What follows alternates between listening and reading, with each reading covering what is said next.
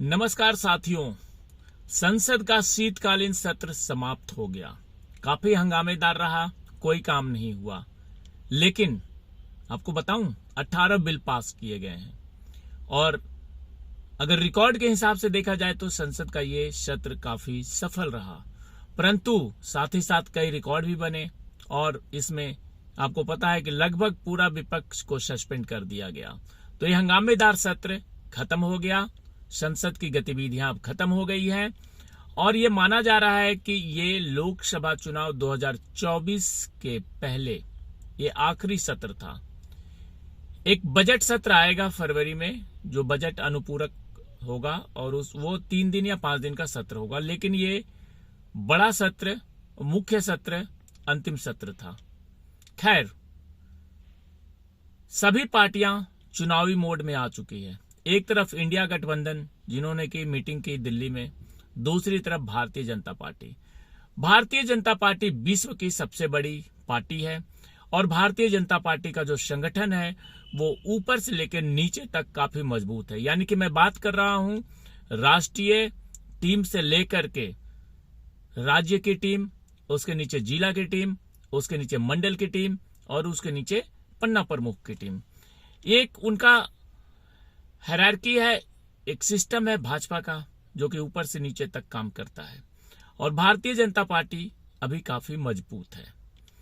परंतु भारतीय जनता पार्टी पहले से ही चुनावी मोड में आ चुकी है और अभी जो लेटेस्ट अपडेट ये है कि जितने भी राज्यों में भारतीय जनता पार्टी ने सीटें लूज की थी, यानी कि सीटें जो हार गए थे, साथ ही साथ कुछ ऐसी सीटें जहां पे कि वो उन्हें ऐसा लग रहा है, उनकी जो सर्वे रिपोर्ट आई है उसमें ऐसा देखा गया है कि इन सीटों पे पार्टी कमजोर है। उन सभी सीटों को मजबूत करने के लिए भारतीय जनता पार्टी ने कमर कस लिया है और अभी से ही कई बड़े कार्यक्रम लागू कर दिए गए हैं। कार्यक्रम की बात करूं तो ये पार्टी का अंदरूनी कार्यक्रम है। इसमें कोई भी ऐसा प्रोग्राम नहीं है जो कि आप कह सकते हैं कि कोई दिखावा हो। सरकार की योजनाओं को आम जनता तक पहुंचाने, साथ ही साथ सरकार की योजनाओं का आम जनता तक प्रचार प्रसार करने के लिए कई कार्यक्रम भारतीय जनता पार्टी अपने संगठन के तौर पे करते रहती है और ये लगातार चल रहा है।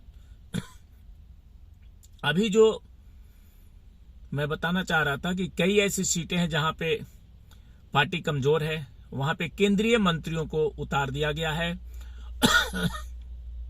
और इसमें जितने भी केंद्रीय मंत्री हैं वो अलग अलग राज्यों में अलग अलग लोकसभा सीटों पे प्रवास करेंगे और वो वहां पे संगठन के पदाधिकारियों के साथ मीटिंग करके पूरा प्लान तय करेंगे कि कैसे दोबारा पार्टी इन सीटों पे जहां हार गई थी वहां पे वो मजबूत हो और पार्टी को जीत मिले।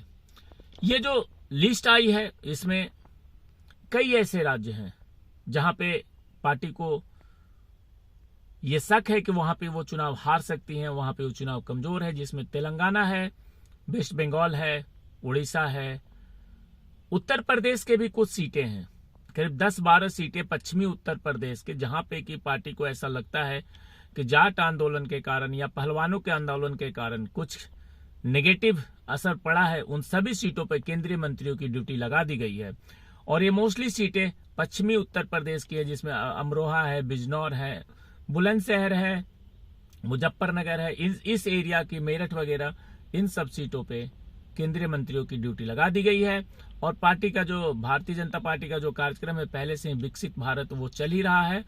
तो यानी कि ओवरऑल सारांश यह है कि भारतीय जनता पार्टी चुनावी मोड में पूरी तरीके से आ चुकी है और 3 राज्यों में मिली सफलता इनको और भी मजबूत कर रहा है और इनके पदाधिकारियों से लेकर के नेताओं के हौसले बुलंद हैं।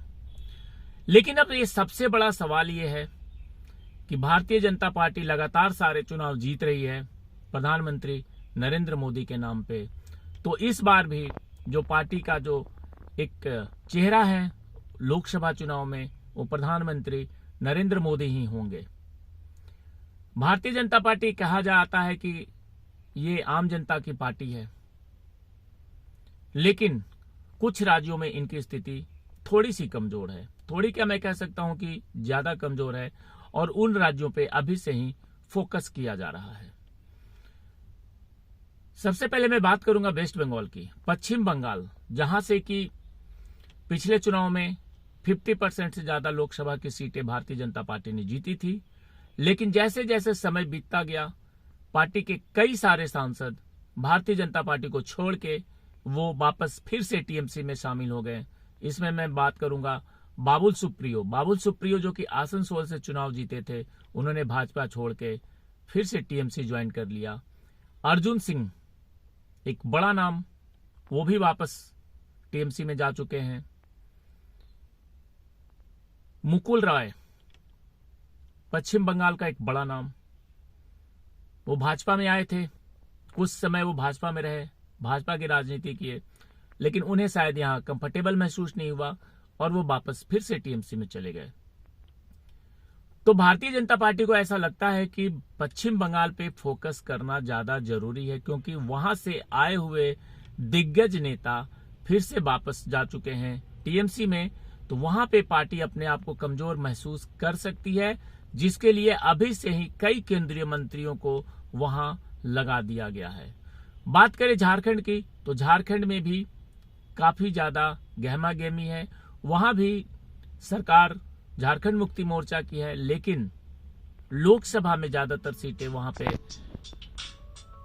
भाजपा के पास है। तो इस बार वहां भी कुछ ऐसा इनको लग रहा है कि शायद कुछ कमजोरी आने वाली है, तो वहां भी कई केंद्रीय मंत्री को लगा दिया गया है।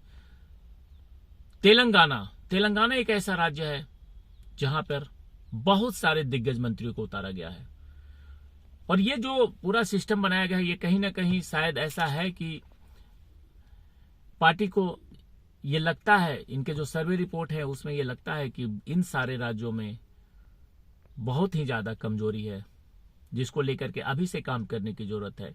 और भाजपा सबसे पहले अपना काम करती है।